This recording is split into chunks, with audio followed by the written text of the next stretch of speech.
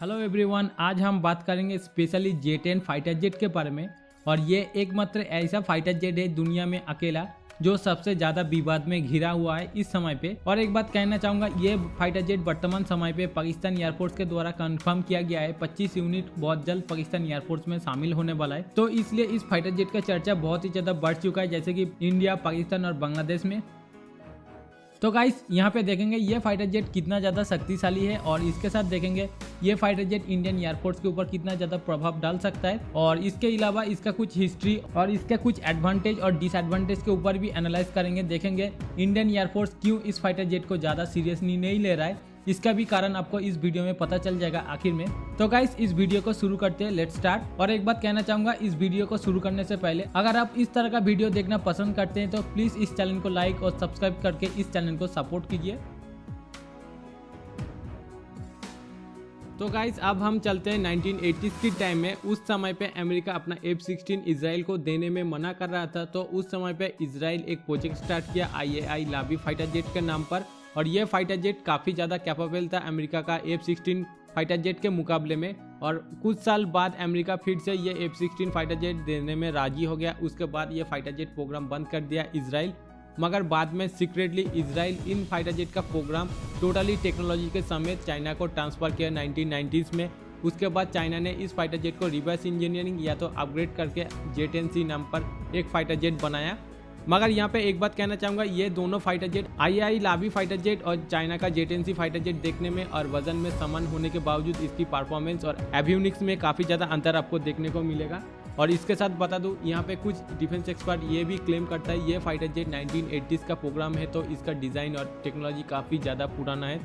तो आपको एक बात फिर से कहना चाहूँगा, F-22, F-35, Su-57 और J-20 फाइटर जेट के अलावा वर्तमान समय पे सभी फाइटर जेट 1980s का प्रोजेक्ट है, जैसे कि F-16, F-15, F-18, Eurofighter Typhoon, Rafale, Saab Gripen, Su-30, Su-27, Su-35, ये सभी 1980s का प्रोजेक्ट। ये सभी फाइटर जेट का एयरफ्रेम भी 1980s का डिज़ाइन है, तो समय के अनुसार और सिचुएशन के डिमांड के अनुसार इसका एवियोनिक्स और राडार और वेपन्स के ऊपर अपग्रेड किया गया है। और इसका एक जनरेशन वाइज इसको स्टेज दिया गया है, जैसे कि 4th जनरेशन, 4.5 जनरेशन और 4++ जनरेशन फाइटर जेट का नाम पर। तो गाइज यहाँ पे और एक बात आपको कहना चाहूँगा, ये जो फाइटर जेट आप देख रहे हो ये ब्रिटिश का बना हुआ EAP फाइटर जेट है, जिसके ऊपर आधार पर बनाया गया है यूरोप का यूरोफाइटर टाइफून और राफेल। और ये दोनों फाइटर जेट ये EAP फाइटर जेट का एक अपग्रेडेड वेरिएंट आप कह सकते हो, जो 1975 का प्रोजेक्ट है। तो गाइस यहाँ पे और एक बात कहना चाहूँगा, इस फाइटर जेट के साथ इसराइल का लावी फाइटर जेट को अगर आप देखोगे तो काफ़ी ज़्यादा सिमिलर आपको देखने को मिलेगा। और यहाँ पे सबसे ज़्यादा क्वेश्चन मार्क इसराइल के ऊपर भी आता है, क्योंकि सिर्फ 20 साल हुआ था इसराइल का डिफेंस इंडस्ट्री बना था, मगर एक 20 साल के अंदर जो डिफेंस इंडस्ट्री बना है वो एक फाइटर जेट कैसे डेवलप कर सकता है, जो उस समय में काफ़ी ज़्यादा कैपेबल और मॉडर्न फाइटर जेट था, और जिसके पास कोई भी एक्सपीरियंस मौजूद भी नहीं था। ऑल्दो इसराइल भी टेक्नोलॉजी चुराने में काफ़ी ज़्यादा एक्सपर्ट है, या हम हिस्ट्री में काफ़ी बार देख चुके हैं, जैसे कि सोवियत यूनियन से फाइटर जेट और फ्रांस से मिराज 5 का ब्लूप्रिंट और वारशिप्स चुराने के मामले में इसराइल काफ़ी ज़्यादा कैपेबल रहा है। और इसराइल इस तरह का कई सारा मिलिट्री टेक्नोलॉजी कई सारा देश से चुराता आया है, ये हम सभी ने देखा है। तो गाइस यहाँ पे मेरा बोलने का एक ही मकसद है, ये जो J-10C फाइटर जेट है ये काफ़ी ज़्यादा कैपेबल फाइटर जेट है, क्योंकि हो ना हो इसमें यूरोप का टेक्नोलॉजी भी काफ़ी ज़्यादा शामिल होगा।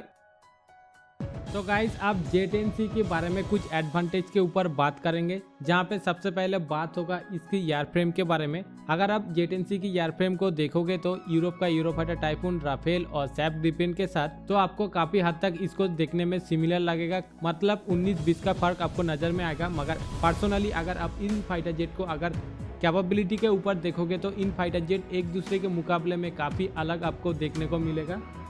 जहाँ पे अगर बात की जाए तो वर्तमान समय पे RCS काफ़ी ज़्यादा इंपॉर्टेंट माना जाता है, और इसका कारण वर्तमान समय पे स्टेल्थ कैरेक्टर एक एयरफोर्स के लिए काफ़ी ज़्यादा इंपॉर्टेंट माना जाता है, क्योंकि जिस फाइटर जेट में सबसे ज़्यादा स्टेल्थ कैरेक्टर मौजूद होगा वही फाइटर जेट जंग के मैदान में टिकने में कैपेबल होगा, और जो फाइटर जेट सबसे देर में एनिमी के नज़र में आएगा वही फाइटर जेट सबसे कामयाब होगा, ये माना जाता है वर्तमान समय के वारफेयर के मुताबिक। तो यहाँ पे एक अच्छा खासा स्टेल्थ फाइटर जेट होने का मतलब है उसका सबसे ज़्यादा कम RCS होना, तो यहाँ पे J-10C फाइटर जेट का RCS है 0.5 मीटर से लेकर 1 मीटर पर स्क्वायर, जहाँ पे इन चारों फाइटर जेट का RCS भी बिल्कुल समान है। तो गाइस यहाँ पे कहीं ना कहीं ये फाइटर जेट RCS के मुकाबले में काफी बराबरी रखता है, तो यहाँ पे डेफिनेटली एक अच्छा खासा एडवांटेज होगा। दूसरी तरफ इस फाइटर जेट का सबसे बड़ा main feature avionics radar. China ने इस फाइटर जेट के लिए जो राडार और एवियोनिक्स बनाए उसको बनाने में 8 साल लगा दिया, और इन फाइटर जेट में जो राडार इस्तेमाल होगा वो एक ये सा राडार होगा 1200 TRM मॉडल के साथ। और एक बात कहना चाहूंगा, इंडियन राफेल के पास जो राडार मौजूद है उसमें 850 से लेकर 900 TRM मॉड्यूल मौजूद है,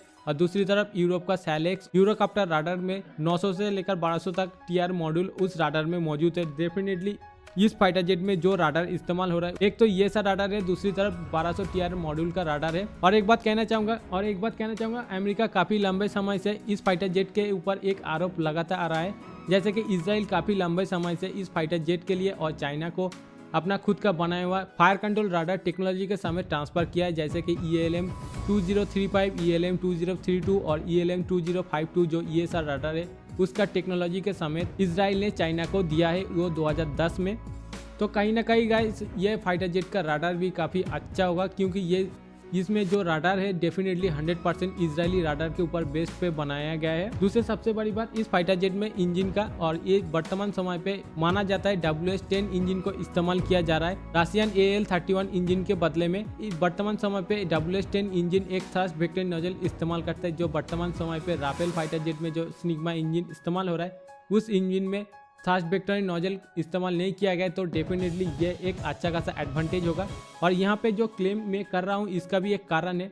WS-10 इंजन 2015 के मुताबिक 300 से भी ज़्यादा इंजन प्रोड्यूस किया गया है, इसका मतलब चाइना इस इंजन के ऊपर काफ़ी ज़्यादा कॉन्फिडेंट है, तो इसलिए ही इतना ज़्यादा संख्या में इस इंजन को प्रोड्यूस करने में सक्षम हुआ है। इसी के साथ और एक बार WS-10 इंजन के साथ ये J-10C फाइटर जेट जुहाई यासो में कोबरा मूव भी स्टार्ट किया था। और चौथे सबसे बड़ी बात, वर्तमान समय पे चाइना हर एक तरह का हथियार बनाने में कैपेबल है, इसलिए इस फाइटर जेट के लिए जो जो हथियार ज़रूरत है चाइना खुद बना रहा है, जैसे कि यार मिसाइल में लॉन्ग रेंज में PL-15 जिसका range 200 kilometre plus, PL-12 100 kilometre plus medium range category में माना जाता है, और शॉर्ट रेंज के लिए PL-10E जो एडवांस मिसाइल माना जाता है, और खास तौर पर PL-15 में थ्रस्ट वेक्टर नोजल को भी इस्तेमाल किया गया है। तो यहाँ पे डेफिनेटली वेपन्स में भी एक अच्छा खासा एडवांटेज होगा J-10C पे।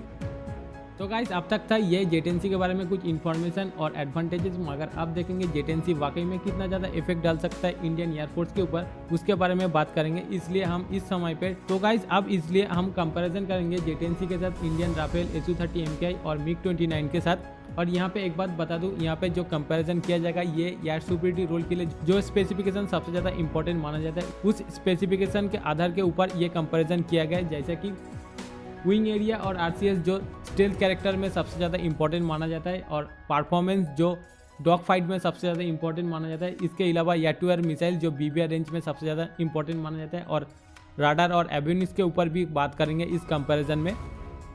तो गाइस यहाँ पे सबसे पहले बात करेंगे J-10C के बारे में।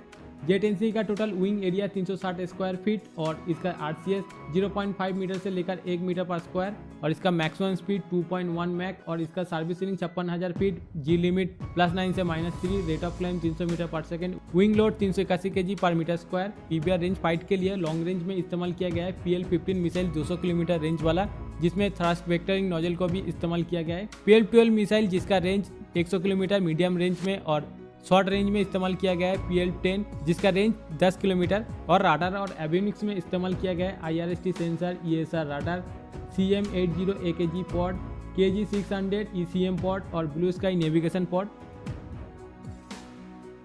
तो गाइस इसके बाद राफेल की अगर बात की जाए तो राफेल का wing area 492 square feet, RCS 0.5 metre से लेकर 1 मीटर पर square, maximum speed 1.8 Mach, cruise speed 1.4 Mach, service ceiling 52,000 feet, G limit +9 से -3.5, रेट ऑफ क्लाइम 304 मीटर पर सेकेंड, और विंग लोड है 328 kg पर मीटर पर स्क्वायर। दोस्तों राफेल फाइटर जेट में BBR रेंज के लिए एयर-टू-एयर मिसाइल में इस्तेमाल किया गया है मेटियोर मिसाइल जो 200 किलोमीटर रेंज रखता है, जो इस समय का सबसे शक्तिशाली मिसाइल माना जाता है, और मीडियम रेंज में मीका मिसाइल जिसका रेंज 60 किलोमीटर, मैजिक मिसाइल जो शॉर्ट रेंज के लिए इस्तेमाल किया जाता है जिसका रेंज 20 किलोमीटर तक है। राडार और एवियोनिक्स के लिए इस्तेमाल किया गया है IRST सेंसर, RBE-2AA राडार जिसका डिटेक्शन रेंज 200 किलोमीटर, और यहाँ पे एक बात बता दूं, यहाँ पे राफेल को और पूरे इंडियन एयरफोर्स को सबसे ज़्यादा सिक्योर इसमें इस्तेमाल होने वाले स्पेक्ट्रा सिस्टम्स सबसे ज़्यादा शक्तिशाली काउंटर इलेक्ट्रॉनिक वारफेयर में से एक electronic warfare counter measure systems है। तो गाइज इसके बाद बात करेंगे इंडियन एयरफोर्स का बैकबोन फाइटर जेट के बारे में, SU-30 MKI के बारे में। SU-30 MKI का total wing area 670 square feet और RCS 3 से लेकर 5 मीटर पर स्क्वायर और इसका मैक्सिमम स्पीड 2 मैक और सर्विस सीलिंग 56,800 फीट, जी लिमिट +9 और रेट ऑफ क्लाइम 300 मीटर पर सेकेंड और विंग लोड 401 kg मीटर पर स्क्वायर। और गाइस यहाँ पे एक बात बता दूं, इंडियन सुखोई फाइटर जेट कई तरह का air to air missile fire करने में कैपेबल है, जैसे कि रशियन, वेस्टर्न, अमेरिकन और इंडियन का air to air missile fire करने में कैपेबल है, जैसे कि 877 जिसका रेंज 193 किलोमीटर, 827 जिसका रेंज 80 से 130 किलोमीटर और 873 जिसका रेंज 30 किलोमीटर। इसके अलावा अस्त्रा मिसाइल जिसका रेंज 100 किलोमीटर और मेटियोर मिका जैसा मिसाइल को फायर करने में कैपेबल है। और इसके अलावा K100 नाम का एक heavy long range air to air missile fire करने में कैपेबल है, जिसका रेंज 400 किलोमीटर, जो मेनली इस्तेमाल किया जाता है बॉम्बर एवॉक्स एयरक्राफ्ट के अगेंस्ट में। तो गाइस यहाँ पे राडार और एवियोनिक्स में अगर बात की जाए तो इस फाइटर जेट में भी IRST सेंसर को इस्तेमाल किया गया है। इसके अलावा lighting targeting pod ELM 8222 jammer system को इस्तेमाल किया गया है और राडार में इस्तेमाल किया गया है N011 राडार को, जिसका रेंज तकरीबन बताया जाता है 400 किलोमीटर डिटेक्शन रेंज है इस सुखोई फाइटर जेट का। तो गाइस यहाँ पे देखा जाए तो सुखोई फाइटर जेट एक हेवी वेपन्स कैरियर के हिसाब से इंडियन एयरफोर्स के पास मौजूद है। और आखिर में बात की जाए तो इंडिया का MiG-29 फाइटर जेट के बारे में, इसका टोटल विंग एरिया है 460 स्क्वायर फीट। इस फाइटर जेट का RCS 1 से 2 मीटर पर स्क्वायर और इस फाइटर जेट का maximum speed 2.1 Mach, service ceiling 57,500 feet और G limit +8, rate of climb 330 metre पर सेकेंड, विंग लोड 442 kg पर मीटर स्क्वायर। और यहाँ पे एक बात बताना चाहूँगा, Indian Sukhoi fighter jet air to air missile में जो वेपन्स कैरी करने में कैपेबल है, इंडियन MiG-29 भी वही वेपन्स फायर करने में कैपेबल है। 877, 827, 873 मिका, एसराम, मेटियोर और अस्त्रा मिसाइल को फायर करने में कैपेबल है। राडार और एवियोनिक्स में इस्तेमाल किया गया है। इस फाइटर जेट में भी IRST सेंसर, जुक MEE राडार, तरंग ECM पॉड और लाइटिंग टारगेटिंग पॉड। गाइस इस कंपैरिजन के आखिर में ये कहना चाहूँगा सबसे पहले जेट-NC के बारे में। वर्तमान समय पे भारत के पास S-400 एयर डिफेंस सिस्टम मौजूद है डिफेंड करने के लिए, मगर एक बात आपको याद करना होगा, चाइना के पास भी S-400 एयर डिफेंस सिस्टम और SU-27, SU-30 और SU-30 का सबसे upgraded variant SU-35 fighter jet मौजूद है। इसके अलावा J-20 नाम का एक स्टेल्थ फाइटर जेट, जो अमेरिका के बाद दूसरा एक ऐसा देश है जो इतने बड़े नंबर पर एक 5th जनरेशन फाइटर जेट को ऑपरेशनलाइज करने में कामयाब हुआ है। डेफिनेटली चाइना इन सभी हथियारों का एडवांटेज और डिसएडवांटेज के एक्सपीरियंस इन जेट-NC फाइटर जेट के ऊपर इस्तेमाल किया होगा। जेट-NC के पास ये कैपेबिलिटी मौजूद है इन सभी फाइटर जेटों का एडवांटेज और डिसएडवांटेज के बारे में। ये एक सोचने की बात है। अगर दूसरी तरफ कहा जाए तो इंडिया के पास सबसे ज़्यादा एडवांटेज मौजूद होगा। इसका कारण भले ही जेट-NC फाइटर जेट RCS के मामले में और परफॉर्मेंस के मामले में इंडियन फाइटर जेट के समान हो, मगर यहाँ पे एक बात कहना चाहूँगा, राफेल के पास स्पेक्ट्रा सिस्टम होने से इंडिया का एडवांटेज थोड़ा ज़्यादा होगा, थोड़ा नहीं बहुत ही ज़्यादा होगा। और दूसरी सबसे बड़ी बात, राफेल के पास RBE-2AA नाम का लॉन्ग रेंज राडार डिटेक्शन होने से, क्योंकि यहाँ पे पाकिस्तान की जेट-NC के पास इतना long range radar detection range मौजूद नहीं है। ऑल्दो पाकिस्तान के पास PL-15 मिसाइल होने के बावजूद राफेल सबसे पहले जेट-NC को ट्रैक करने में सक्षम होगा और यहाँ पे जेट-NC के तुलना में राफेल के पास एक एडवांटेज मौजूद होगा। दूसरी तरफ यहाँ पे SU-30 MKI फाइटर जेट को इंडियन एयरफोर्स एक हेवी वेपन्स कैरियर के तौर पर इस्तेमाल करने वाला है, क्योंकि यहाँ पे कई तरह का हथियार इस्तेमाल किया जा सकता है, कई तरह का प्लेटफॉर्म को भी इस्तेमाल किया जा सकता है, जैसे कि अमेरिका वर्तमान समय पे F-15EX फाइटर जेट को इस्तेमाल कर रहा है। अगर एरियल डॉग फाइट की बात की जाए तो सबसे पहले फ्रंट लाइन में राफेल रहेगा और यहाँ पे पाकिस्तान के पास जेट-NC का है तो या F-16 का है। इन दोनों फाइटर जेट के RCS राफेल के मुकाबले में समान होने के बावजूद राडार डिटेक्शन रेंज काफ़ी कम है। डेफिनेटली यहाँ पे इंडिया के पास एक एडवांटेज होगा। तो अब हम देखेंगे जेट-NC के कुछ डिसएडवांटेज के बारे में। हर एक चीज़ का एडवांटेज और डिसएडवांटेज दोनों है, मगर यहाँ पे जेट-NC का डिसएडवांटेज का लिस्ट काफ़ी लंबा है इंडिया के मुकाबले में। और यहाँ पे इस डिसएडवांटेज लिस्ट को देखने के बाद आपको रियलाइज़ होगा इंडियन एयरफोर्स क्यों इसको ज़्यादा सीरियसली नहीं ले रहा है। इसका भी कारण आपको पता चल जाएगा।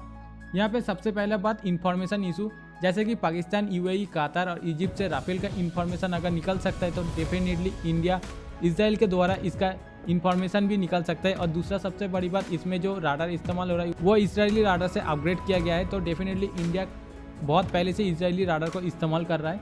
यहाँ पे इंडिया के पास एक एज मौजूद होगा। दूसरा सबसे बड़ी बात, इसका इंजन इशू, चाइना के पास वर्तमान समय पर सबसे बड़ा इशू एक इंजन इशू है। तीसरा सबसे बड़ी बात, जेट एंड सी और राफेल का RCS एक होने के बावजूद राफेल का कैपेबिलिटीज काफ़ी ज़्यादा होगा, क्योंकि राफेल के पास long range radar detection range होगा। पाकिस्तान के पास PL-15 मिसाइल होने के बावजूद राफेल का फायर कैपेबिलिटी ज़्यादा होगा, क्योंकि राफेल काफ़ी पहले ही जेट एंड सी को डिटेक्ट कर पाएगा उसके लॉन्ग रेंज राडार डिटेक्शन से। चौथी सबसे बड़ी बात, पाकिस्तान का ये पहला IRST सेंसर वाला फाइटर जेट होगा जो इनबिल्ट, मगर इंडिया के पास बहुत पहले से Su-30M का MiG-29 और वर्तमान समय पे राफेल फाइटर जेट मौजूद है जो वर्तमान समय पे 300 से 350 यूनिट। पांचवी सबसे बड़ी बात, जेट एंड सी में मीडियम कैटेगरी का एयर टू एयर मिसाइल का काफ़ी ज़्यादा क्राइसिस है। दूसरी तरफ भारत के पास कई तरह का प्लेटफॉर्म मौजूद है, जैसे कि रशियन, यूरोपियन और बहुत जल्द अमेरिकन प्लेटफॉर्म भी मौजूद होगा। यहाँ पे एक डेफिनेटली एज होगा, क्योंकि वर्तमान समय पाकिस्तान के पास वेस्टर्न और अमेरिकन प्लेटफॉर्म मौजूद है, मगर ये हथियार जेट एंड सी में इस्तेमाल नहीं कर सकता है। छठवां सबसे बड़ी प्रॉब्लम, वर्तमान समय के अनुसार एरियल डॉग फाइट में एवॉक्स एयरक्राफ्ट का इंपॉर्टेंट काफ़ी ज़्यादा माना जाता है, मगर इस समय पे पाकिस्तान के पास स्वीडन का साफ 2000 एरियाई नाम का एवॉक्स मौजूद है जो 7 यूनिट का मौजूद है।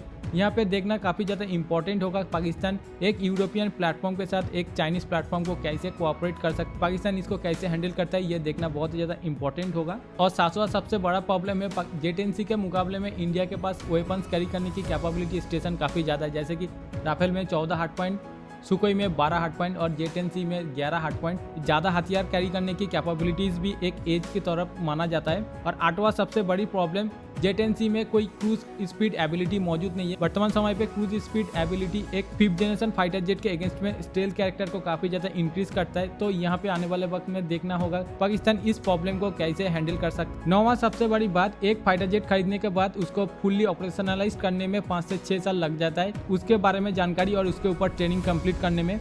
और यहाँ पे पाकिस्तान के तुलना में भारत की अगर बात की जाए तो भारत के पायलट ऑलरेडी 4 साल बिता चुका है इस ट्रेनिंग में। और यहाँ पे जेट एंड सी की बात की जाए तो jet and C fighter jet अभी पाकिस्तान एयरफोर्स में शामिल हो रहा है। डेफिनेटली ये एक बहुत ही बड़ा एज होगा भारत के राफेल फाइटर जेट के लिए जेट एंड सी के अगेंस्ट में। तो गाइस ये था जेट एंड सी के बारे में कुछ एनालाइज, इसके बारे में आप क्या सोचते हो आप जरूर कमेंट करके बताना।